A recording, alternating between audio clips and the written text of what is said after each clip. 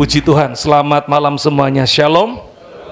Ya, senang sekali akhirnya bisa sampai di Surabaya lagi ya. Rakernas kita luar biasa ya. Itu hasilnya, Bapak Gembala Surah belum cerita mungkin ya. Nah, hari ini kita akan sama-sama belajar tentang Hope of Family 2. Ada 5 saudara sebenarnya. Karena itu adalah 12 pengajaran, tapi saya bagi menjadi 5 kali pertemuan tentang keluarga. Nah, kalau yang lalu kita belajar bagaimana keluarga itu di mata Tuhan, bagaimana konsep awal atau original konsep daripada keluarga yang dibentuk oleh Tuhan. Nah, hari ini kita masuk bagian yang kedua, yaitu keluarga cinta Tuhan. Jadi keluarga itu adalah milik Tuhan. Ada satu bagian yang saya lupa yang minggu lalu saya harus sampaikan, bahwa keluarga dibentuk Tuhan itu menjadi sebuah miniatur daripada kerajaan Allah. Jadi kalau saudara ingin melihat seperti apa sih keluarga Tuhan atau keluarga kerajaan Allah, itu Tuhan mau lewat keluarga saudara. Jadi orang bisa melihat, oh keluarga.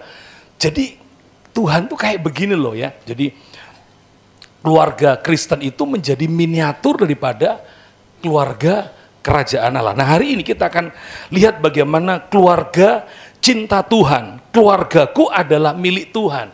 Saudara harus berani mengatakan bahwa keluarga kita itu milik Tuhan. Kenapa? Karena Tuhan yang mempertemukan kalian.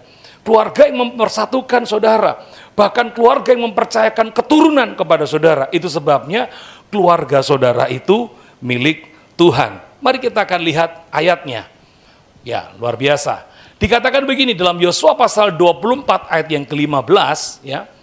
Ya, ini lebih tepatnya kita baca secara lengkap supaya saudara mengerti bagian C. Tolong ditampilkan ayat yang lengkap ya, ayat lengkapnya. Saya tidak membuat ayat lengkapnya. Ya, baik, bisa ditampilkan, dibantu. Mungkin pindah sebentar ke isi worship dulu yang Alkitab. Baik.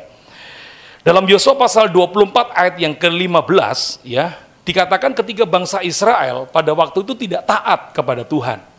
Ya. Mereka memilih untuk beribadah, dikatakan tetapi jika kamu anggap tidak baik untuk beribadah kepada Tuhan, pilihlah hari ini kepada siapa kamu akan beribadah. Yosua itu enak sering ngomongnya ya. Allah atau ilah yang kepadanya nenek moyangmu beribadah di seberang sungai Efrat, atau ilah orang Amori atau Allahnya orang Amori yang negerinya kamu diami ini.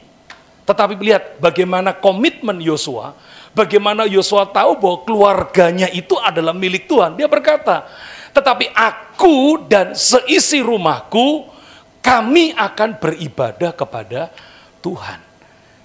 Jadi kalau saudara adalah keluarga yang cinta Tuhan, maka saudara akan mengajak, akan membawa, bukan membiarkan anakmu tidak datang ibadah sekali, 2 kali. Oh enggak apa-apa Pak, anak saya enggak datang sekolah minggu karena Senin sampai Sabtu PR-nya banyak, jadi minggu perlu istirahat. Ada orang tua yang membiarkan ketika anaknya mulai malas beribadah, malas berdoa, malas baca firman, malas pergi ke gereja, kita biarkan sekali, 2 kali, 3 kali. Nanti itu menjadi sebuah kebiasaan, saudara akan menemukan ini. Saudara nggak akan bisa membawa anak-anakmu atau keluargamu, seisi rumahmu yang dipercayakan Tuhan kepadamu untuk menyembah Tuhan. Saya punya kesaksian, ya, yaitu keluarga daripada adik ibu saya. Mereka Kristen lebih dulu, karena keluarga kita bukan Kristen lebih dulu, saudara ya. Jadi karena mereka adik ibu saya ini begitu menikah langsung Kristen. Dan mereka sudah lebih dulu menjadi majelis gereja. Tetapi waktu kami belum percaya, kami mendapati bahwa anak-anak mereka dibiarkan tidak ke gereja, nggak apa-apa. Nah, kami baru sadar bahwa pembiaran yang seperti itu menghasilkan hari ini, saudara, bagaimana keluarga daripada anak-anak mereka dibentuk. Maaf, tidak ada satupun dari anak mereka yang menikah dengan seiman. Semuanya beda iman. Jadi kalau Natalan itu ya rotok nelongso didik begitu ya. Gitu. Karena apa? Melihat bahwa harusnya satu keluarga di usia seperti sekarang ini ya, dia sudah umur 70 tahun saudara sekarang. Adik ibu saya sudah umur 70 tahun. Harusnya mendapati ketika Natalan, anak menantu cucu, wah rame gitu. Nggak bisa saudara. Malah ramenya waktu hari raya mereka saudara ya. Jadi saya mau katakan menyesal, hari ini dia menyesal. Waktu itu pembiaran, oh enggak ada dampaknya, makanya didilah anakmu sejak dari kecil mengenal kebenaran supaya besarnya tidak membuat engkau menangis, itu kata Alkitab. Nah, Yosua ini luar biasa, dia tahu bahwa keluarga yang dibentuk Tuhan dalam keluarganya itu adalah milik Tuhan. Makanya dia mendorong, bahkan dia mendeklar, dia menyatakan kepada banyak, kamu boleh menyembah kepada siapapun, tetapi aku dan seisi rumahku akan beribadah kepada Tuhan. Setuju, katakan amin. Berikan tepuk tangan dulu yang pria buat Tuhan. Nah, kalau saudara tidak bisa membawa keluargamu itu untuk mencintai Tuhan, mari kita lihat sebuah pengalaman kita waktu menikah. Yang sudah menikah angkat tangan. Nah, ini pertanyaan saya lagi ini ya. Yang sudah menikah, dulu mengucapkan janji nikahnya, Bu Justin dan suami, mengucapkan janji nikahnya itu menghafal, membaca teks, atau menirukan. Serius. Nah, ini survei membuktikan, ternyata konflik-konflik yang muncul di dalam rumah tangga, itu penyebabnya karena masing-masing pasangan tidak hafal, tidak ingat apa yang diucapkan waktu janji nikah. Karena apa? Jujur, ya. Maaf ya, Gereja Betani hari ini membiarkan. Di tempat saya kemarin sudah buat peraturan sejak saya mengajar ini 3 bulan yang lalu. Mulai hari ini tidak boleh pasangan yang menikah ketika saya akan memberkati dan mereka saya beri kesempatan mengucapkan janji nikah, lalu bawa teks nggak hafal atau didiktir dari belakang. Saya nggak mau, saya akan berhenti, saya akan turun, silakan dilanjutkan menikah sendiri. Serius.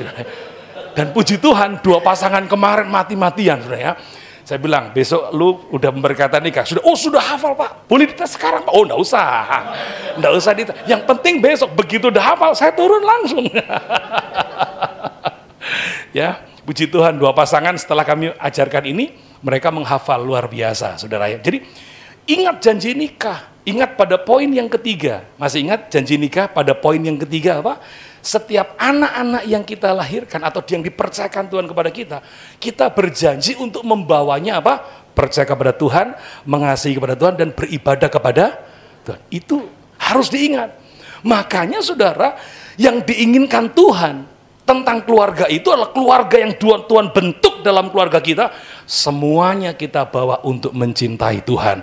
Karena keluarga adalah miniatur kerajaan Allah. Berikan tepuk tangan sekali lagi yang pria buat Tuhan kita. Baik, sudahkah kita mengajari berdoa? Kalau saudara memang ingat dengan janji nikah, lalu engkau membawa anakmu ya beribadah. Coba ini pertanyaan ini, ya kalau memang keluarga saudara cinta Tuhan, sudahkah saudara mengajarkannya berdoa? Sudahkah kita menuntunnya beribadah? Sudahkah kita melatihnya takut akan Tuhan? Wah, ini tugas kita orang tua. Jadi orang tua itu punya tanggung jawab, bukan cuma membiayai, bukan cuma mendidik, tetapi hal rohani, cinta kepada Tuhan. Seperti yang dilakukan oleh Yosua tadi, itu harus ada. Mengajarkannya berdoa. Ya toh? Di YouTube itu ada apa? Beberapa, saya nggak sempat download ya. Tadi ditanya sama Pak Yafet bahwa Pak nggak ada video, ada sebenarnya tapi nggak enak karena itu ada beberapa tayangan di situ yang doanya bukan doa Kristen, jadi jangan di-download begitu ya. Ya, kalau saya suruh motong nanti kepanjangan ya. Nah, di situ di YouTube ada bagaimana anak-anak itu diajari berdoa, saudara ya. Wah, lucu-lucu buat ketawa, tapi di situ juga ada tayangan yang anak berdoa tapi bukan Kristen begitu, makanya tidak boleh ditayangkan. Nah, jadi ajari anak saudara berdoa. Ajari anak saudara beribadah. Ajarkan kepada anakmu untuk takut akan Tuhan. Ya, baik. Jadikan keluarga itu tempat pembelajaran yang utama dan yang pertama. Jangan biarkan dia menguasai media lebih dulu. Ya, saya bersyukur istri saya begitu ketat ya untuk anak-anak. Kalau mereka tidak buat saat teduh, hari itu mereka tidak terima uang saku. Langsung dipotong uang sakunya. Pokoknya ndak kirim lewat email saat teduh tadi pagi. Sekarang pakai email saudara ya. Kirimnya pakai email, jadi nggak perlu catat lagi saudara ya. Mereka saat teduh pagi, lalu mereka ngetik di email dan mereka kirim ke istri saya. Jadi nanti istri saya mungkin bacanya siang-siang. Kalau mereka jam 7, sebelum jam 7, setengah 7, mereka belum ada email yang masuk di HP-nya istri saya. Ditanya, kenapa kok belum masuk? Ya belum dibuat. Ya kalau buat dulu. Ya, toh? Doa dulu, baca firman dulu, buat catatan saat teduh, lalu dikirim. Itu terus sampai hari ini. Itu sebabnya rumah keluarga itu adalah tempat yang utama dan pertama, tempat pembelajaran buat mereka untuk cinta kepada Tuhan. Children see, children do. Anak-anak melihat apa yang dilakukan oleh orang tua. Kalau dia adalah orang tua yang takut akan Tuhan, kalau dia adalah orang tua yang suka berdoa, kalau dia adalah orang tua yang senang beribadah, percayalah anak-anakmu akan melihat apa yang kau lakukan. Tapi kalau engkau sebagai orang tua, doa saja kalau mau makan, itu pun kalau diingatkan, saudara ya. Kalau enggak berdoa, dilihat sama anak-anak. Lalu saudara tidak pernah dilihat oleh anakmu sedang membaca Alkitab. Ya, pernah satu kali, saya khotbah di satu gereja 1 jam di Grand City. Pulang saya dimintain nomor telepon sama seorang ibu. Nggak tahu kenapa dia minta nomor telepon, lalu nggak lama dia SMS begitu ya. Kayaknya ibu yang tadi itu ya, karena minta doa nggak cukup waktu karena saya cepat-cepat mau pulang. Karena nanti jam 4 khotbah lagi, jadi mesti istirahat. Nah, saya baca SMS-nya, Pak tolong didoakan, saya punya 2 orang anak putri. Anak saya ini, kenapa Pak ya, sudah remaja tapi nggak suka ibadah remaja atau ibadah youth, bahkan sering kali malas untuk pergi ke gereja begitu. Pak tolong didoakan karena mereka tumbuh menjadi remaja. Saya baca itu, saya mau balas SMS sudah nggak cukup, nggak bisa. Lalu saya telepon, Shalom Ibu, iya Shalom Pak, maaf Pak saya nggak punya pulsa katanya begitu ya. Lantas Bu, Ibu tadi minta didoakan untuk 2 putrinya ya? Iya, boleh saya mengajukan pertanyaan? Oh silakan Pak Filipus, apa yang mau ditanyakan Pak? Ibu suami istri sama-sama seiman?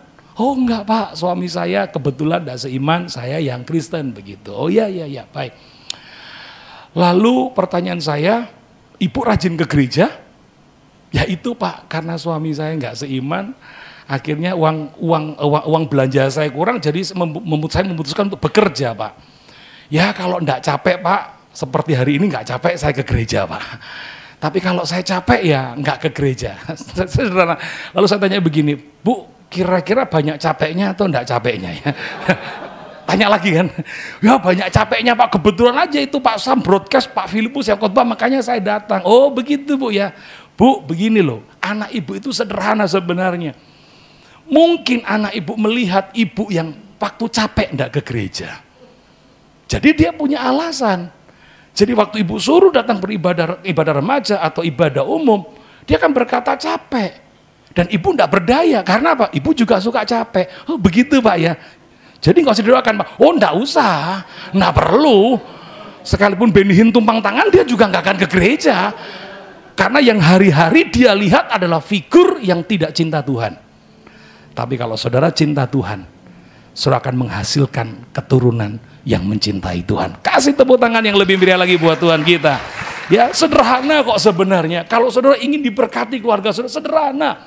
Kembali kepada apa yang diajarkan Tuhan. Nah, kita lihat suami istri yang cinta akan Tuhan, ya pasti akan mendidik anak-anaknya mencintai Tuhan.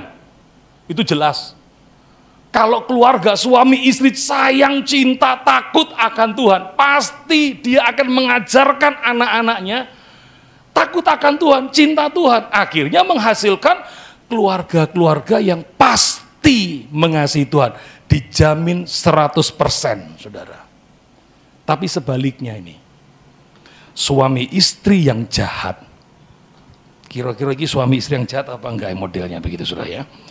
Suami istri yang jahat tidak akan memperhatikan masalah-masalah rohani, melainkan hanya berfokus kepada apa? Uang. Termasuk keluarga hamba-hamba Tuhan loh. Kenapa sampai menghasilkan keluarga yang seperti ini?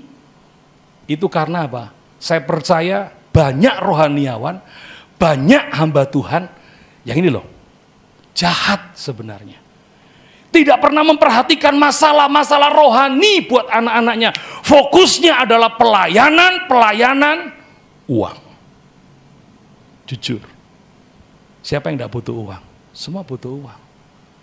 Tapi kalau cuma berfokus uang, yang penting tak cukupi, yang penting tak sediakan. Saudara hanya fokus ke situ, tapi tidak fokus kepada hal rohani. Saudara sedang melahirkan satu generasi yang jahat loh. Boleh percaya, boleh tidak. Kalau sudah begini saudara, siapa yang malu? Keluarga hamba Tuhan semua. Ya, orang-orang di luar iman Kristen itu selalu menggebiah uyah. Ya, saudara.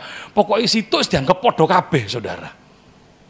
Ini repotnya saudara. Itu sebabnya saya mau berkata kepada ini, perhatikan. Jadi kita punya tanggung jawab. Tuhan tuh ingin keluarga yang Tuhan bentuk dalam keluarga kita itu, kita pertanggungjawabkan kepada Tuhan. Kita perhatikan iman mereka, hal-hal rohani mereka. Ya toh? Bukankah Tuhan juga mengajarkan banyak hal, yang terutama itu Tuhan, utamakan Tuhan. Kalau kemarin kita belajar minggu lalu bahwa kita harus ada Tuhan, kita harus punya waktu untuk Tuhan, kita harus mengutamakan Tuhan di sini. Ya, jadi kalau saudara berfokus kepada hal-hal yang lahiriah, kepada uang, bukan hal-hal rohani lagi buat keluarga saudara, maka keluarga yang jahat ini akan hadir di dalam keluarga kita. Ada 5 hal tentang keluarga yang cinta Tuhan. Ya, seperti apakah model keluarga yang cinta Tuhan? Yang pertama adalah hidupnya berfokus kepada Tuhan. Ya, bukan berarti terus hal-hal jasmani, kebutuhan jasmani itu nggak diperhatikan, tidak. Fokus hidupnya itu kepada Tuhan. Ya, jadi kita mengajarkan bagaimana anak-anak mendahulukan Tuhan, mengutamakan Tuhan. Seperti gambar yang saya berikan ini adalah seorang anak yang diajar, dia meniru ayahnya.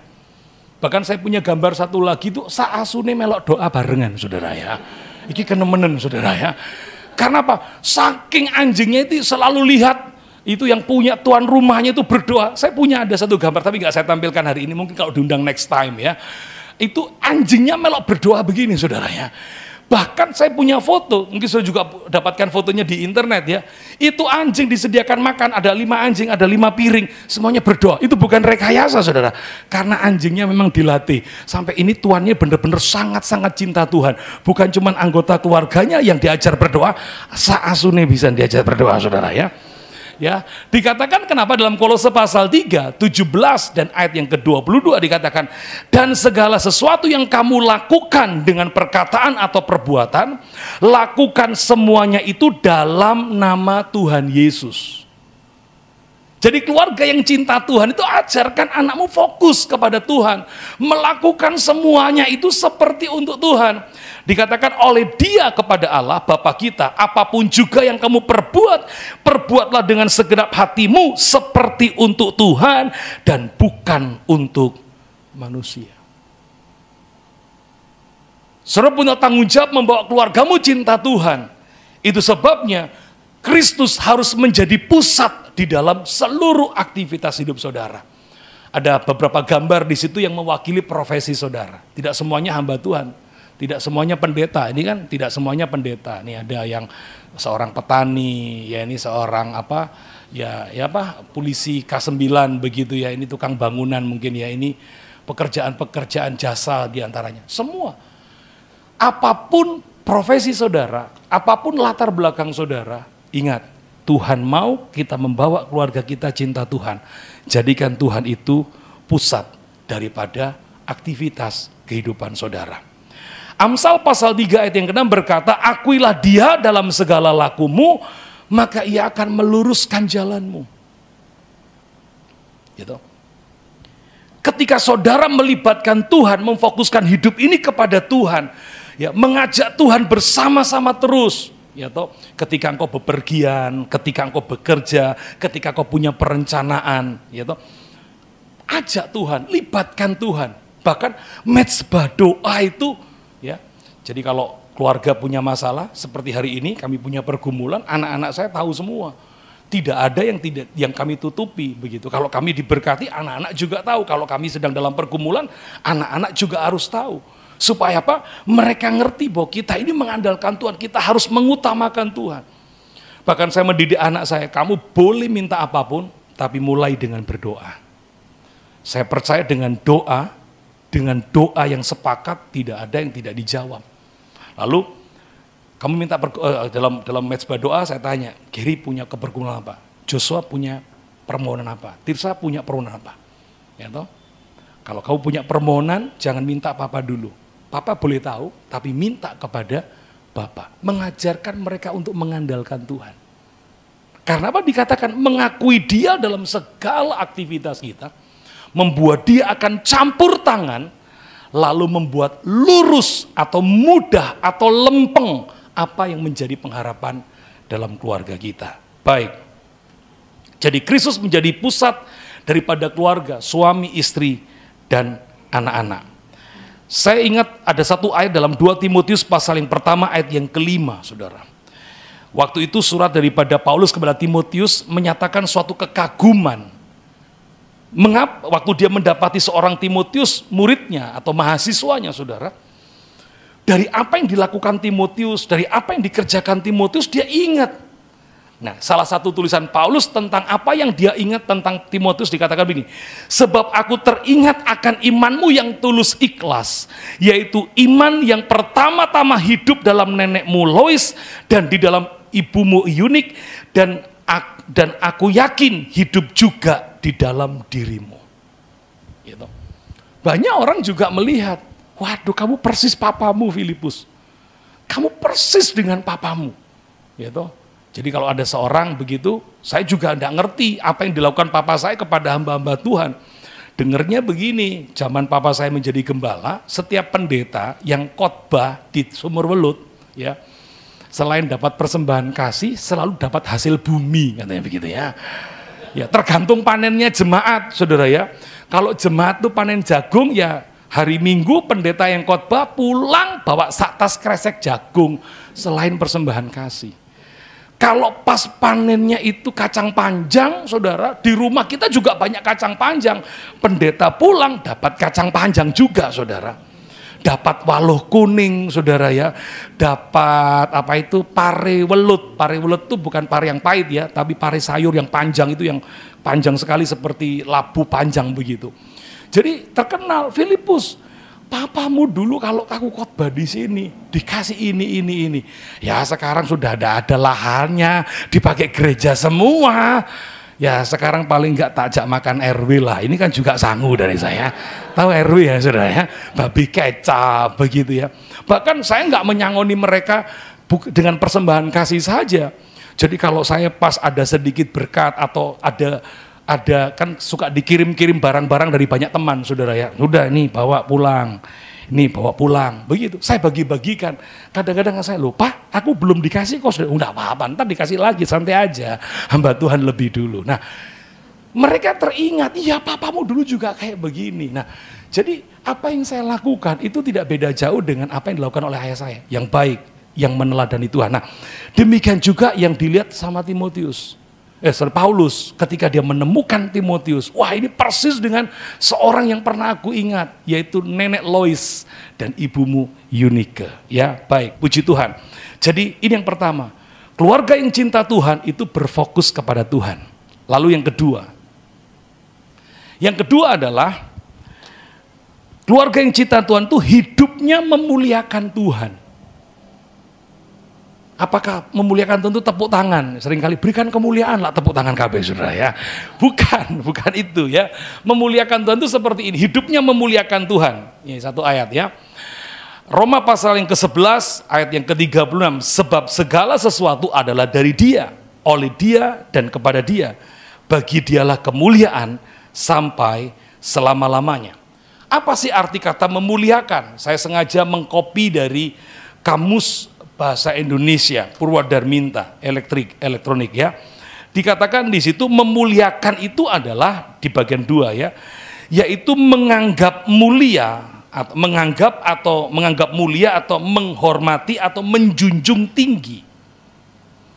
Jadi seorang yang memuliakan Tuhan itu adalah seorang yang memuliakan Tuhan dengan seluruh apa yang dipercayakan Tuhan dalam hidupnya. Jadi dikatakan di sini menganggap mulia atau menghormati atau menjunjung tinggi Tuhan dalam seluruh hidupnya. Makanya saya menemukan dalam Alkitab ada 3 dalam hidup keluarga kita, dalam hidup kita, dalam keluarga kita yang harus memuliakan Tuhan. Bukan cuma diri kita memuliakan Tuhan. Yang pertama Alkitab katakan, muliakan Tuhan dengan apa? Hartamu. Keluarga saudara menjadi objek kasih daripada Tuhan, lalu keluargamu diberkati oleh Tuhan. Tuhan mau bukan cuma keluargamu, tapi harta yang dipercayakan Tuhan dalam keluarga, itu memuliakan Tuhan. Sudahkah harta kita memuliakan Tuhan? Sudahkah harta kita pakai untuk perkara-perkara yang benar? Kalau saudara menggunakan berkat yang Tuhan percayakan untuk perkara-perkara yang benar, maka engkau memuliakan Tuhan. Tapi ada banyak orang yang tidak mengerti bagaimana harus membawa hartanya ini memuliakan Tuhan. Diberkati tapi tidak pernah kasih perpuluhan. Diberkati nggak pernah berbagi untuk orang-orang yang papa dan hina. Diberkati tidak pernah terketuk hatinya untuk pekerjaan Tuhan, pembangunan gereja Tuhan. Diberkati tapi nggak pernah merasa bahwa oh ini dari Tuhan, oh ini kerjaku kok, ini karena kepintaranku kok, ini karena usahaku kok. Sekali lagi kalau engkau merasa bahwa semua harta yang kau peroleh karena hokimu, karena pengalamanmu, karena kepandianmu, tarik sebuah garis lurus. Itu kekuatan yang membuat engkau bisa menghasilkan kekayaan, menghasilkan uang, itu dari mana? Dari Tuhan. Dalam kitab Keluaran dikatakan, oleh karena kekuatanku lah kamu bisa beroleh kesehatan.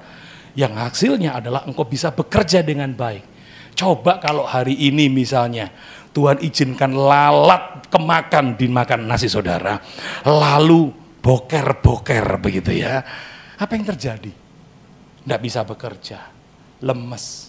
Harusnya ada janji, deal, harusnya tekan kontrak, lemes, gak iso apa-apa saudara ya. Lalu tiba-tiba di tengah jalan hang begitu ya, lali gak ngerti apa-apa saudara ya. Seperti hari ini saya tiba-tiba blank saudara, nabrak orang, nabrak pagar saudara ya. Blank saudara, saya mundur tuh blank. Karena lelah tadi begitu datang ya. Saya harus ketemu dengan seseorang, istri saya udah bilang, kamu capek, semalam itu kita ngobrol dengan banyak orang, karena hari ini kita mau pisahan dari banyak kota, banyak pulau saudara, jadi ngobrol sampai malam begitu. Saya bilang, pagi-pagi kamu sudah bangun, malam-malam, pagi-pagi juga kamu tidur begitu ya. Jangan pergi hari ini, loh ini penting mau ketemu sama orang sebelum saya ke TOC. Jangan, saya bilang. Saya nggak ikuti kata istri saya mundur biasa. Mobil saya ada kameranya, saya lihat saudara. Tiba-tiba peteng, brak, gapuro tato bro saudara ya. Saya gapuro tato bro. Sampai orang kamu bilang begini, Pak nggak lihat apa? Belas gak ketok. Mari peteng padang aku saudara ya. Bener gak ngantuk saudara, sampai hari ini saya gak ngantuk saudara ya. Biasanya kalau ada kejadian langsung biar begitu kan. Saya masukkan garasi sudah. Enggak, saya telepon, nggak bisa, sorry hari ini saya nanti mau ke TOC. Jadi saya nggak pergi tadi saudara ya, nggak apa-apa, korban bemper saudara. Jadi kalau sudah blank ya begitu. Nah, saya mau katakan pada saudara nih, muliakan Tuhan dengan harta saudara. Setuju katakan amin. Yang belum kasih perpuluhan, engkau belum memuliakan Tuhan loh.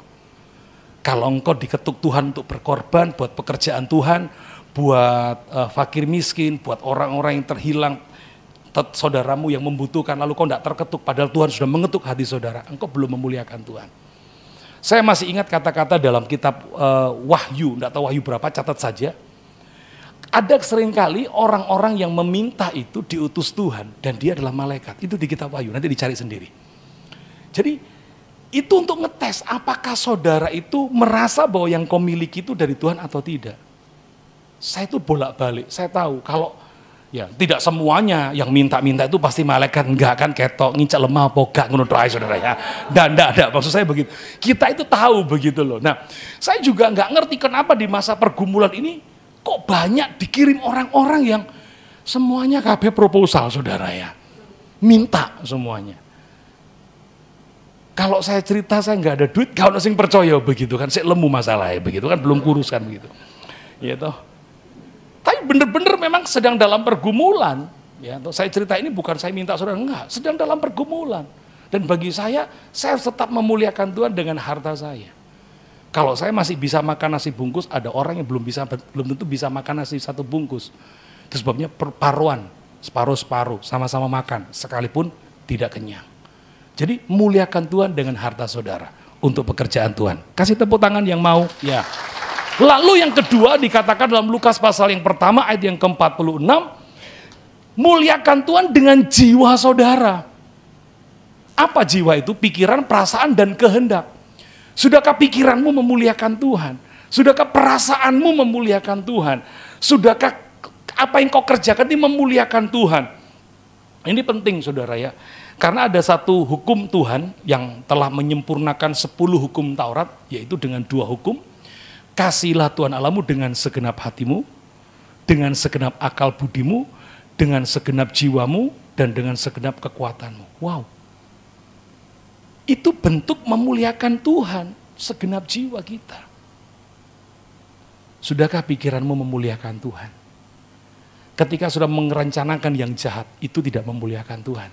Ingat, engkau bait Allah. Engkau harus mengalami kepenuhan Allah. Ingat, kalau engkau ingin mengalami kepenuhan Allah, Allah tinggal 100% dalam hidupmu. Jangan beri ruang kosong untuk pihak lain menempatinya. Atau kontrak di bagian itu, saudara. Biarkan seluruh area hidup saudara, yang Tuhan katakan jiwa, itu pengendali hidup kita. Pikiran, perasaan, dan kehendak, itu pengendali, saudara. Ketika pikiran kita kacau, perasaan kita kacau, pasti kehendak kita kacau. Tapi ketika pikiran memuliakan Tuhan, perasaan kita ngerti hatinya Tuhan, saya percaya apa yang kau lakukan tidak pernah melanggar hukum Tuhan. Justru akan Tuhan diberkati dengan apa yang kau lakukan. Sehingga seperti kata Paulus, kita menjadi suratan Kristus yang terbuka. Kemarin dalam KKR Pak Alex sempat menyinggung tentang pelayanan roh. Saya terkesima dengan beliau berkata di 1 Korintus pasal yang ketiga. Wow, sangat dalam.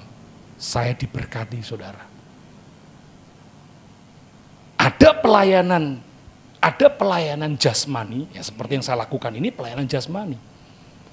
Ada pelayanan roh, yaitu yang menuntun pelayanan jasmani. Jadi kalau saya melayani hari ini, tidak mau dipimpin oleh roh, maka saya sedang melayani secara jasmani.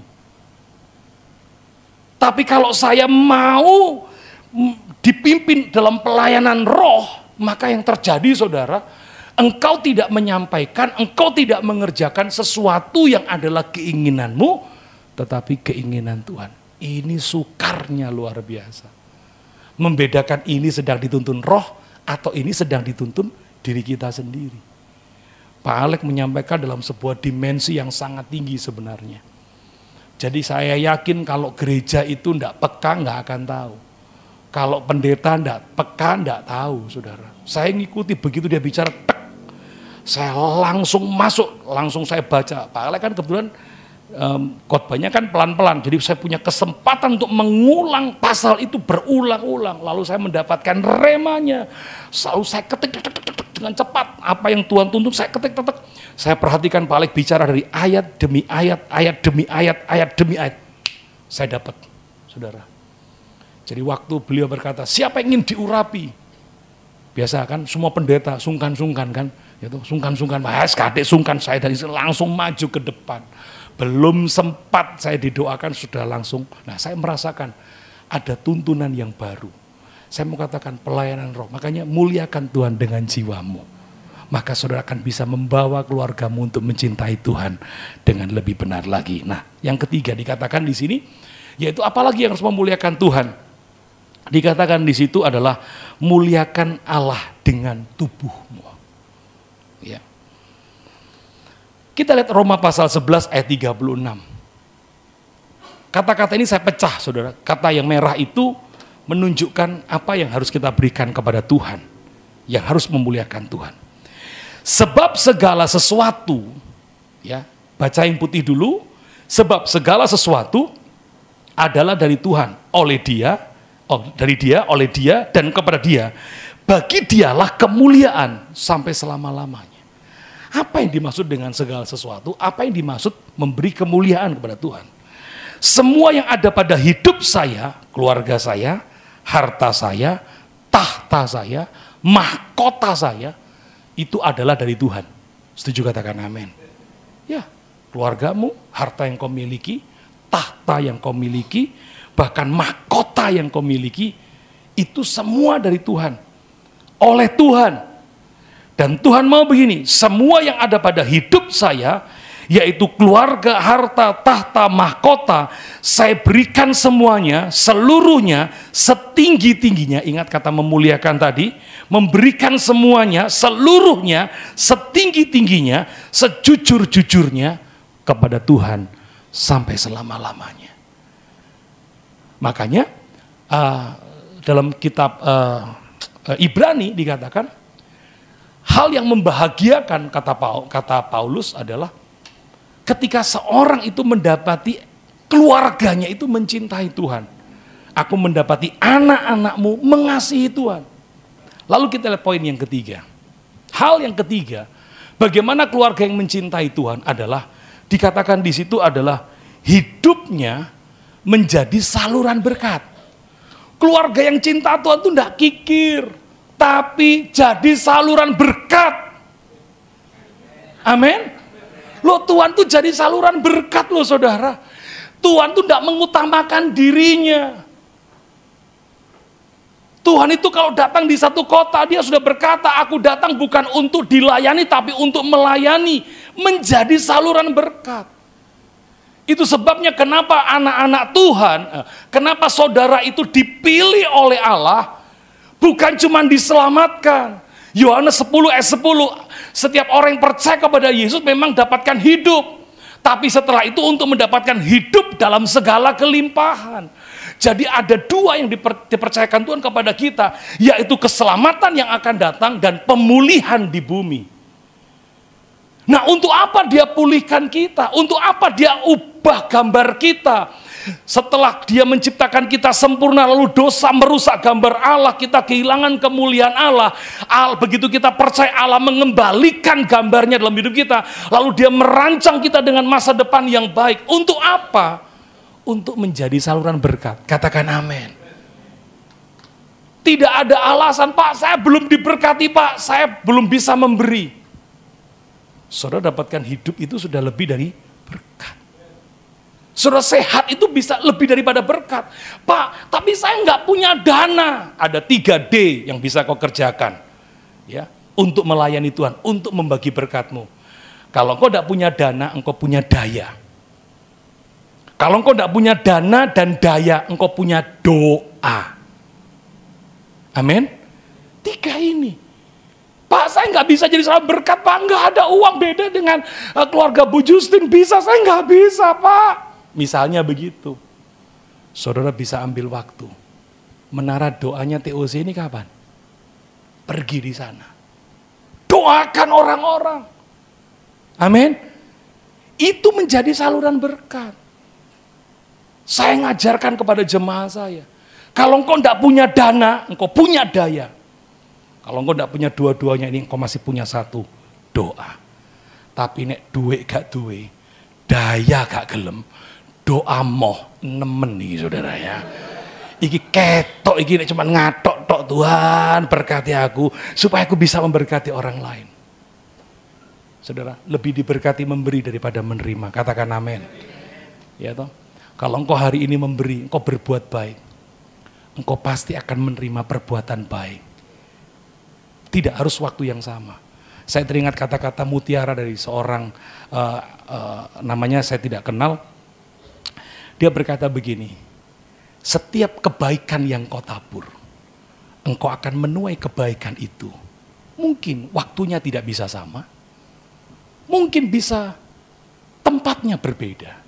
Tetapi percayalah, yang kau berikan baik, engkau akan menerima sesuatu yang lebih baik. Loh, enggak amin ini saudara ya.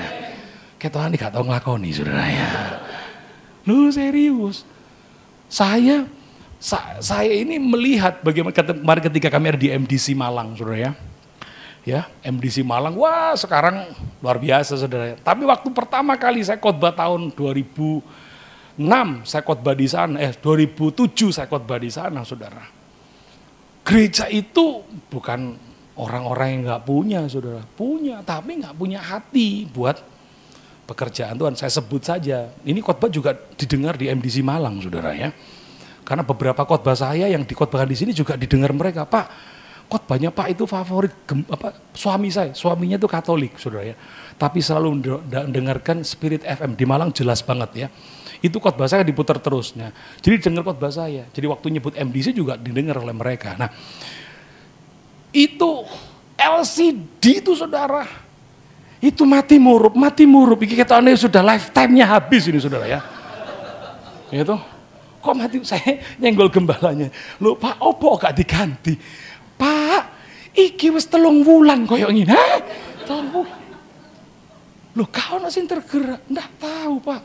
Wah saya khotbah saudara, hari itu ya khotbah berubah. Saya nggak khotbah pakai PowerPoint waktu itu ya. Lalu saya khotbah tentang menabur. Ya, tentang cinta Tuhan. Saya khotbah berapi-api ya luar biasa saudara ya. Saya tantang untuk menabur, bukan untuk menabur LCD. Saudara yang cinta Tuhan, hari ini buktikan cintamu. Saya kasih ilustrasi, enggak tahu sudah lupa saya khotbah saya tahun 2006 itu, 2007 itu saudara, selali. Nek tak khotbahkan hari ini pun enggak up to date saudara ya, udah beda saudara ya. Wah tapi hari itu saudara, luar biasa. Saya masih ingat, waktu itu masih mahal-mahalnya ya, LCD begini mahal ya, proyektor begini mahal. Itu terkumpul 7,5 juta saudara. Hari itu saja, cuma 50 orang, 7,5 juta di luar kolektor. Ya, minggu berikutnya saya dikabari, Pak kami sudah beli, luar biasa. Waktu kami diundang tahun berikutnya, wah udah berubah, ono AC ini adem saudara. Saya tanya, luar biasa, ya Pak kita sekarang senang nabur. Lalu waktu sesi makan, pulang kan ada yang ngantar, wah dia Pak, Bapak ngajarkan tuh, itu buat terobosan di gereja ini. Belum ada pendeta yang berani kayak begitu Pak. Tapi begitu kami nabur Pak, seperti Bapak katakan, begitu engkau nabur, seperti untuk Tuhan, lakukan untuk Tuhan, bukan untuk manusia. Engkau lihat pekerjaanmu. Bener Pak, saya belum pernah ngalami loh Pak, toko serame yang kapan lalu Pak. Makanya minggu depannya saya nabur lagi Pak, tambah rame tokoku Pak. Wah, pesugihan nih kita jenis saudara ya. Saya takutnya begitu saudara ya. Nggak. Tapi memang benar sampai hari ini mereka yang begitu loh, mau menjadi saluran berkat itu akan makin dipercaya Tuhan lebih besar lagi ya toh. Kasih tepuk tangan jangan nanggung-nanggung gitu ya. Jadi sekali lagi jadi saluran berkat. Oke kita lihat ayatnya ya. Kita lihat dulu ayatnya supaya lebih rohani kita baca ayatnya. Yohanes pasal 3 ayat yang ke-16. Karena begitu besar kasih Allah akan dunia ini sehingga ia telah mengaruniakan anaknya yang tunggal supaya setiap orang yang percaya kepadanya tidak binasa melainkan beroleh hidup yang kekal. Jadi saluran berkat. Seperti Bapak itu jadi kita harus keluarga ini harus jadi saluran berkat. Saya mengajari anak-anak saya ya kapan lalu yang paling kecil baru ngerti tentang perpuluhan. Mungkin dia ketika buka iPad saya lagi membahas tentang perpuluhan yang versi terbaru saudara ya. Lalu dia baca, Pak berarti perpuluhan aku boleh kasih dong? Boleh, tapi sebenarnya kamu enggak perlu kasih perpuluhan, karena yang Papa berikan uang saku kamu itu kan sudah diperpuluhkan Papa, begitu. Tapi aku pengen Pak, ya wis. Dia nggak nanya perpuluhan itu apa, dia hanya baca-baca kan. Saya kan lagi membahas waktu itu, ketika seorang mengembalikan perpuluhan, apa yang dia akan terima begitu. Saya nggak membahas perpuluhan itu apa enggak, tapi saya pada topik itu tentang membahas dampaknya. Lalu dia berkata begini, Pak, aku kemarin kan main tamborin dapat PK Pak. Udah semua ini aja tak perpuluhkan begitu ya. Wah ini nggak ngerti dia kan. Lalu dijelaskan sama istri saya perpuluhan itu 1/10. Coba kamu bagi 10 ini. Oh sekian. Wah masa kasih Tuhan kecil banget. Gitu. Lah semua aja, semua. Kalau semua itu bukan perpuluhan, buah sulung namanya begitu kan. Ya terserahlah, pokoknya aku nggak mau ambil semua untuk Tuhan. Nah, saya nggak ngerti apa yang dia lakukan terus. Dia masukkan amplop sendiri, dia tulis pokoknya perpuluhan. Ya saya membiarkan dia dalam pengertiannya seusia dia, enggak apa-apa. Dia memberi dulu. Dia belajar membeli. Lalu dia tanpa disadari, tantenya itu memberkati dia, enggak tahu membelikan apa gitu, nilainya itu kalau di total itu bisa 40 kali dari apa yang dia tabur, saudara. Lalu dia berkata begini, saya hitung-hitung kok 40 kali ya, padahal di Alkitab yang Papa jelaskan itu 30, 60, 100. Ini kok 40 ya? Saya bilang, saya enggak harus letterlek kudu 30, enggak, artinya itu gambaran lipatan Tuhan yang akan Dia berikan ketika kita menjadi saluran berkat, begitu ya. Nah, kenapa kita harus jadi saluran berkat? Karena Allah sendiri sudah belajar untuk memberkati, menyerahkan, menjadi bagian daripada kasih Tuhan itu sendiri. Nah, baik. Memberi adalah suatu kehormatan, bukan keterpaksaan. Jadi menjadi saluran berkat itu jangan menjadi sebuah keterpaksaan. Menjadi sebuah kehormatan. Memberi tidak selalu karena berlebih. Ya, bagi saudara yang, Pak, kamu belum diberkati, Pak, saya belum bisa jadi berkat. Memberi tidak selalu harus berlebih. Tetapi menjadi saluran berkat di waktu kekurangan memiliki nilai dan bobot yang paling mulia. Kenapa? Waktu itu Yesus mengajak murid-muridnya, coba perhatikan. Di waktu di sinagog, dia ajak muridnya agak lebih tinggi, ada di atas mimbar begitu, untuk memperhatikan mereka yang sedang memberikan persembahan. Satu persatu semua yang hadir di bait Allah itu menaruh persembahan mereka, termasuk ibu tua yang miskin itu. Lalu Yesus bertanya, dari antaramu, yang dari antara sekian banyak ini siapa yang memberi paling banyak? Lalu mereka jelas melihat nominal, wujud, bentuk begitu. Tetapi Yesus berkata begini, mereka memberi dari kelebihan. Tetapi janda miskin itu memberi dari kekurangan seluruh hidupnya. Artinya memberi itu adalah dengan kerelaan, bukan keterpaksaan. Bukan rumahmu 4M terus kon persembahkan kabeh, laku turun yang di. Ya. Bukan itu maksudnya, janda ini memberi dari kekurangannya, artinya apa? Itu yang dia punya, dia tulus memberikan. Sekalipun kurang, dia tetap memberi. Jangan nunggu berlebih baru memberi, itu pengajaran Yesus ya. Baik, yang keempat, ya karena ada 5, jadi saya harus selesaikan. Ya, waktunya terus berjalan. Baik, yang keempat adalah hidupnya dinikmati dengan sukacita.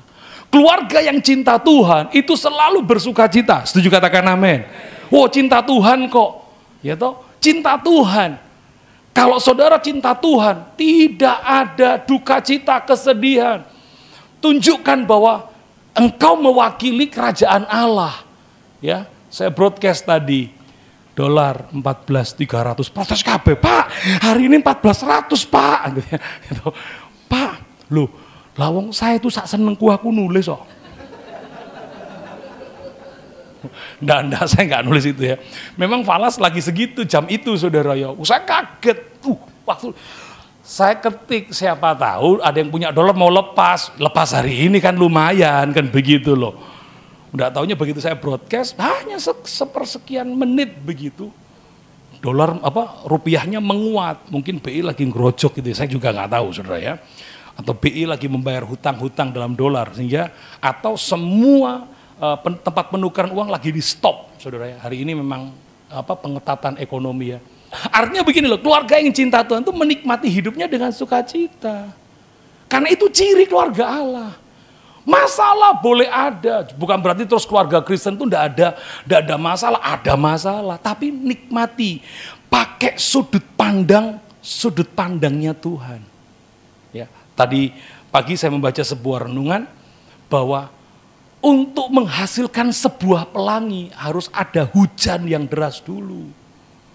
Suruh pengen pelangi yang indah, tapi nggak mau hujan. Oh, jauh hujan Tuhan, panas saya enak. Loh, ya nggak akan muncul pelangi. Harus ada hujan, baru ada pelangi. Jadi hidup itu tidak harus terus ngalami yang baik, tapi setiap kehidupan yang dijalani oleh keluarga yang cinta Tuhan, ciri yang keempat adalah hidupnya dinikmati dengan sukacita. Saya punya gambarnya seperti ini. Nah, ini adalah contoh orang yang tidak menikmati hidupnya dengan sukacita. Ya toh? Ini contoh orang yang menikmati hidupnya dengan tidak sukacita. Untungnya bukan orang Kristen ini saudara ya.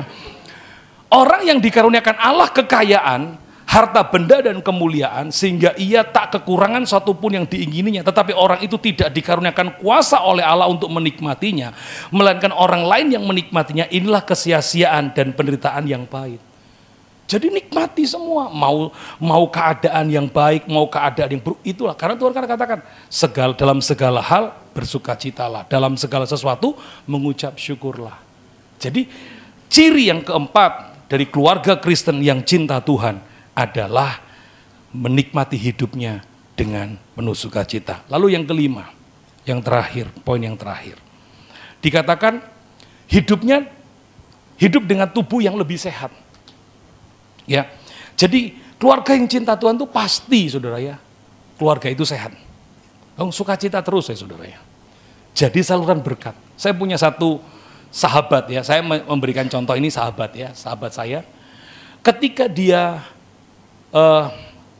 bangkrut, saudara. Sebelumnya dia memang diberkati, sebelumnya dia memang kaya begitu. Tetapi dia tidak menyadari bahwa sumber berkatnya itu Tuhan. Tuhannya itu hartanya. Sampai satu kali dia ditipu oleh seseorang, sehingga dia tidak berdaya, hanya tinggal punya satu ruko, gitu. Di bawahnya dipakai toko, di atasnya dipakai rumah, lantai 3-nya dipakai untuk produksi bakpia. Ini kejadiannya. Itu 9 tahun yang lalu. Lalu ketika berjumpa dengan saya ubah fokusnya. Jangan berfokus kepada masalah. Jangan berfokus kepada harta yang hilang. Berfokuslah kepada sumber. Bakwalah keluargamu semua. Kebetulan yang istrinya lebih cinta Tuhan. Ya, saya bicara, ajak suamimu, ajak anak-anakmu. Memang tidak mudah tahun pertama. Tahun kedua, ketika mereka melihat bagaimana keluarga yang cinta Tuhan itu dipercaya sesuatu yang lebih baik, saudara. Dia lakukan 4 di atas tadi. Ya, dia jadi saluran berkat, dia memuliakan Tuhan dengan hartanya. Dia memuliakan Tuhan dengan hidupnya. Setiap tahun, saudara, dia itu memberangkatkan minimal 10 orang ke Israel. Minimal 10 orang ke Israel. Itu belum termasuk keluarganya dia loh. Keluarganya dia 16. Bayangkan saudara, kemarin dia pergi ke Israel. 3.200. Dolarnya posisi di 13.000 saudara. Dihitung saudara. Tapi tidak melarat. Dan hidupnya tumbuh lebih sehat. Dia ngakuin. Makanya apa yang saya tulis ini, saya itu mensurvei dari apa yang saya alami. Tapi bukan ini jadikan doktrin, tidak. Tapi ini bagian daripada ciri-ciri keluarga yang mencintai Tuhan seperti itu. Ternyata di Alkitab juga diajarkan. Bahwa kalau keluarga itu mencintai Tuhan, dia akan memuliakan Tuhan. Hidupnya dinikmati dengan lebih sukacita. Dan hidupnya dijalani dengan tubuh yang sehat. Ya tuh, sehat. Kalau saudara suka berbagi itu sehat. Ingat Mazmur 41, orang yang memperhatikan orang lemah, orang yang memperhatikan orang yang hina, orang yang suka berbagi dengan orang-orang yang miskin. Mazmur 41 itu ingat, kalau dia sakit Tuhan menyembuhkan, kalau dia di pembaringan Tuhan akan membangkitkan, kalau dia sedang dikepung Tuhan melindungi. Itu Mazmur 41. Saudara boleh ngomong Mazmur 91, boleh, tapi ada hukum Tuhan yang itu seringkali gak diperhatikan. Mazmur 41. Jadi kalau ada, kenapa ya, ada orang-orang wah disantet gak mati gitu. Waduh, padahal umurnya sudah tua, harusnya dia udah begini, tapi tetap sehat. Coba lihat waktu dia muda atau beberapa tahun sebelumnya. Pasti dia menjadi orang yang menjadi pelaku firman. Hidupnya mencintai Tuhan. Kalau saudara hidup, keluargamu mencintai Tuhan, maka hidup keluargamu akan tumbuh dengan tubuh yang lebih sehat. Kita lihat sebuah ayatnya, saudara ya, supaya lebih mantap kudu ada ayatnya ya. Dikatakan begini, 1 Tesalonika pasal 5 ayat 23. Semoga Allah damai sejahtera menguduskan kamu seluruhnya, dan semoga roh, jiwa, dan tubuhmu terpelihara sempurna dengan tak bercacat pada kedatangan Yesus Kristus Tuhan kita. Keluarga yang mencintai Tuhan dijaga oleh Tuhan loh. Keluarga yang cinta Tuhan itu dijaga, dilindungi. Saya sudah saksikan minggu lalu.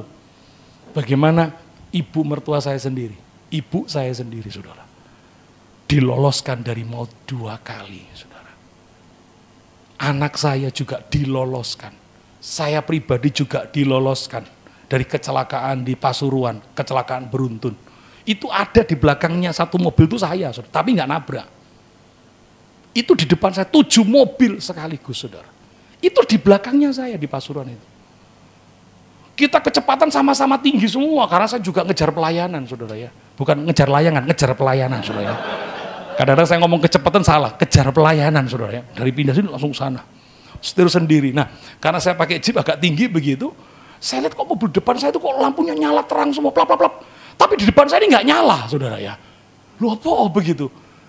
Saya langsung rem, saya sadar bahwa ini tabrakan beruntun ini. Saya banting setir, saya sampai keluar, mendekati rel kereta api sampai karena kalau Fortuner itu kan cakramnya di depan, belakangnya drum, jadi nggak begitu bisa ngerem dengan baik ya. Bukan saya melarang saudara beli Fortuner, hindari kalau bisa saudara ya. Serius, ini saya sedang mengusulkan, makanya di yang 4x4 sudah pakai cakram, yang 4x4, tapi kalau 4x2 belum ya. Tapi kalau 4x4 sudah pakai cakram. Saya sedang mengusulkan kepada Auto 2000 untuk ini diperhatikan ini. Karena semua kejadian kecelakaan Fortuner itu karena apa? Gagal pengereman. Gagal pengereman, saudara. Semua kecelakaan Fortuner itu gagal pengereman. Termasuk yang VNT Turbo, itu gagal pengereman. Bukan tidak ngerem loh, yang di tol itu ngerem, saudara. Lari 120 direm, tapi tidak berhenti mobilnya. Karena remnya nggak bisa, kalau depan cakram, belakang drum nggak bisa. Masuk ABS yo. ABS atau asal Bapak senang begini, enggak lah. Sekalipun automatic braking system tetap tidak bekerja, tetap tidak bisa mengunci kendaraan itu, saudara. Tapi kalau cakram cek itu pasti dia nggak akan slip, begitu loh. Jadi itu, nah saya rem, saya nggak bisa, langsung saya buang ke, untungnya nggak ada sepeda motor sebelah kiri, saudara. Saya lihat rupanya apa, kenapa mobil depan saya Xenia ini nggak ngerem, wis nabrak, saudara ya. Jadi telat ngerem dia, brak langsung gitu. Saya turun begitu, waduh. Wah, saya langsung telepon istri saya, foto. Mati aku melon, Ma. Sungguhan, ini saya merasakan, itu perlindungan, saudara. Ketika saudara dan saya membawa hidup untuk mencintai Tuhan, pasti Tuhan akan membawa keluargamu dalam kehidupan yang makin sehat. Ya, semua dijaga anak-anak, gitu. Keluarga kita satu persatu. Baik. Tubuh yang sehat, di gambarku ya lucu, bisa lihat gambar saya saudara ya. Ya. Ini di Thailand saudara. Ini orang kenemen banget ya. Tubuh yang sehat bukanlah tujuan, tetapi merupakan sarana untuk memuliakan Tuhan. Jadi kalau keluarga saudara itu cinta Tuhan, dan tubuhmu sehat, itu bisa memuliakan Tuhan. Tubuh yang sehat berasal di kehidupan dan pola hidup yang benar. Pola hidup yang benar mencakup keseimbangan kehidupan roh, jiwa, dan tubuh. Keseimbangan dalam 3 area ini akan menghasilkan roh yang perkasa, jiwa yang tenang, dan tubuh yang sehat. Jadi keluarga yang cinta Tuhan itu roh, jiwa, dan tubuhnya sehat. Kalau rohnya sehat, jiwanya sehat, tubuhnya pasti sehat. Katakan amin. Cinta Tuhan, rohnya menyembah, keluarga itu dibawa menyembah Tuhan. Rohnya sehat. Saya percaya dia tenang. Sekalipun situasi kayak begini mau naik ya, saya belum selesai membuat tulisan. Jarno munggah terus ya dolar ya, engko nek tiba ojo njaluk tulung sampai gitu ya. Belum selesai, nanti lihat di Instagram saya. Belum selesai karena saya keburu ke sini ya. Tadi saya sempat bukan mendoakan, itu sebenarnya saya sedang mengingatkan dolar kok tinggi-tinggi gitu. Memang Tuhan berikan nubuatan 16.000 ya Pak ya. Pak Bunkan kan dengar itu ya, juga disaksikan semua kan. Saya ngomong itu bukan angger jeplak, saudara ya. Saya sendiri sebagai pendeta waktu ngomong jeplak 16.000 itu juga ya. Terus banyak orang, Pak, cabutin Pak kata-katamu. Lu itu dicabut ngawure. Iki duduk perkataanku. Ini Tuhan yang sudah mengingatkan.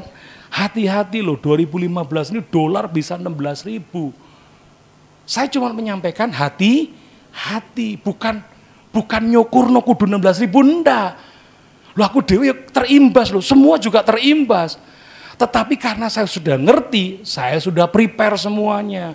Semua teman-teman yang saya bimbing rohaninya, semua udah prepare semuanya. Tabung dalam dolar, kalau punya dalam dolar. Begitu mereka lihat 14, wah haleluya Pak, haleluya Pak, haleluya.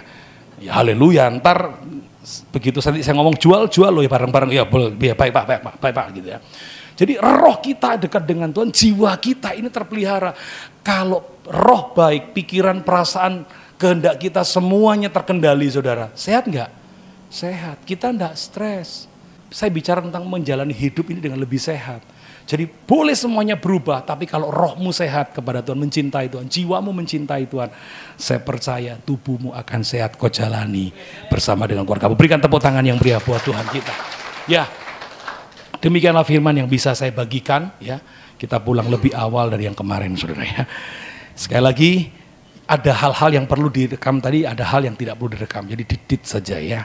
Sampaikan poin-poin saya. Saya rindu setiap saudara ke depan ini makin mencintai Tuhan, sudah fokus kepada mencintai Tuhan.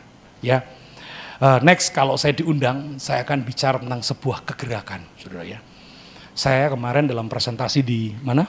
Ini nggak usah direkam ini. Dalam presentasi di Rakernas Bali, saya memutuskan untuk MPD Jatim ini mempelopori kegerakan besar anak-anak muda.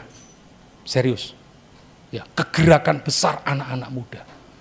Karena kegerakan-kegerakan besar anak-anak muda yang sekarang dimiliki oleh satu gereja itu tidak ada follow up-nya. Hanya menjangkau kalangan pemuda menengah atas ekonominya. Tapi menengah ke bawah ekonominya, nggak ada yang nyentuh. Padahal disitulah yang diserang sama iblis hari ini, saudara, jujur. Karena apa? Yang paling banyak itu remaja-remaja Kristen di kelompok ekonomi menengah ke bawah. Mereka yang langsung bersentuhan dengan kejahatan-kejahatan. Mereka yang selalu bersentuhan dengan kriminalitas-kriminalitas. Pengaruh-pengaruh. Serius saudara, saya sejak ketemu dengan 50 anak-anak muda bertato dan mereka bertobat 20 orang saudara. Itulah saya baru tahu bahwa mereka ini perlu diselamatkan. Jadi lagu mereka perlukan, saya pikir dulu lagu itu bagus untuk dinyanyikan saudara ya. Tapi lebih bagus kalau dipraktekkan saudara. Ketika kita di lapangan tuh bener-bener, saudara nggak berarti. Apa yang kau miliki hari ini nggak berarti saudara. Waktu saya ketemu dengan mereka lalu kita duduk, kita ngobrol. Kenapa kamu nggak pengen pulang ke rumah? Kenapa kamu pengen di jalanan? Lalu mereka berkata, kami nggak punya family kok Pak.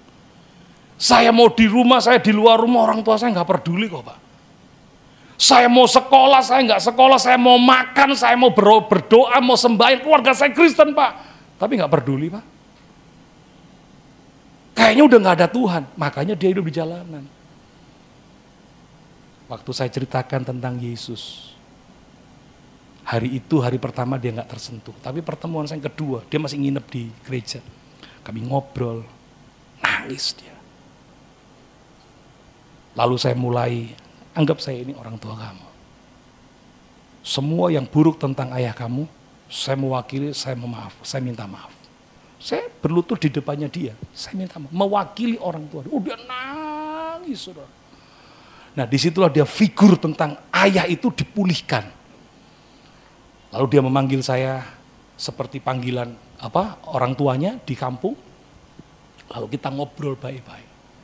Dari situ dia mulai berubah. Ternyata ketika mereka mendapat kasih dan cinta. Yang pertama kasih dan cintanya Tuhan. Lalu kasih dan cintanya orang tua. Berubah saudara. Jadi apa yang bisa mengubah seseorang? Love. Kebencian tidak bisa mengubah seseorang. Kemarahan tidak bisa mengubah seseorang. Tapi cinta itu yang bisa mengubah seseorang. Cinta itu seperti air yang diteteskan pada sebuah batu. Tes, tes, tes. Lama-lama lubang. Suamimu, kalau engkau mendapati suamimu, anakmu, pasanganmu, tidak seperti yang dimau Tuhan. Tidak seperti yang kau harapkan seperti dalam Alkitab. Dia nggak berfungsi seperti peran-perannya sebagai seorang ayah, sebagai seorang ibu, sebagai seorang anak dalam keluarga. Berikan cintanya Yesus. Ingat Hosea, di mana dia harus mencintai seorang pelacur. Ditinggal pergi pelayanan, melacur lagi. Hosea udah gak tahan. Terima dia, ampuni, bawa lagi. Tinggal pergi pelayanan, melacur lagi saudara ya. Itulah hidup kita. Kita itu dimintai untuk mencintai satu Tuhan. Mengasihi dia saja. Tapi berapa banyak ketika kita dipercaya harta, kita cinta pada harta. Ketika kita percaya dengan kedudukan, kita cinta dengan kedudukan. Tuhan nomor 2, Tuhan nomor 5. Tuhan mau begini, Dia nomor 1, semuanya nomor sekian. Amin, saudara. Tuhan nomor 1, keluarga nomor 2, pekerjaan nomor 5, saudara ya. Kalau saya begitu, pelayanan saya itu nomor paling terakhir, serius. Kalau Tuhan nggak saya layani, keluarga saya tidak saya layani, saya tidak mau melayani. Percuma saya jadi berkat di mana-mana, tapi Tuhan tidak diberkati dengan pelayanan saya. Keluarga saya tidak diberkati dengan kehadiran saya. Lalu seperti Matius pasal 7, waktu kita menghadap tahta Tuhan, Tuhan berkata, siapa kamu? Loh, nggak kenal.